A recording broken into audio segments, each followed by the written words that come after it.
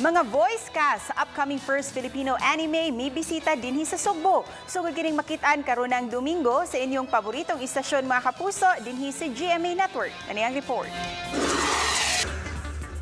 Miatubang sa Cebu Media ang mga voice cast sa 11 Filipino anime basketball nga Barangay 143. Malipayon sila nga mipaambit sa mga Pinoy tungod kay aduna kini touch sa Filipino culture ug makita usab dinhi ang mga tatak Pinoy sama sa jeepney ug uban pa.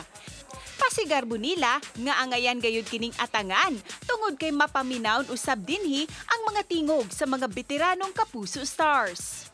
Napaka-talented ng mga animators natin and gawang Pinoy lahat. And napakagandang story, punong-puno ng aral tungkol sa mga pangarap, pag-abot ng mga pangarap, sa pagmamahal.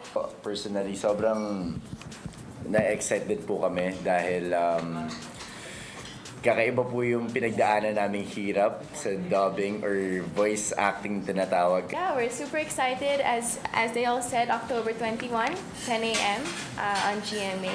And every Sunday after that po, may episodes, following episodes. Nakighimamat usab sila kang Papa Joe ug Papa Litoy sa Barangay RT 99.5 Mindutaa. Ato kining suportahan mga kapuso. Makita kini matag Domingo alas 10 sa buntag sa dili pa mag Sunday pinasaya. Kasamtangan usab karon nga gipahigayon ang mall show sa Dakbayan sa Danau ug Konsolasyon. Uban ni Demi Hernani, Cecil Kibod Castro, Balitang Bisdak.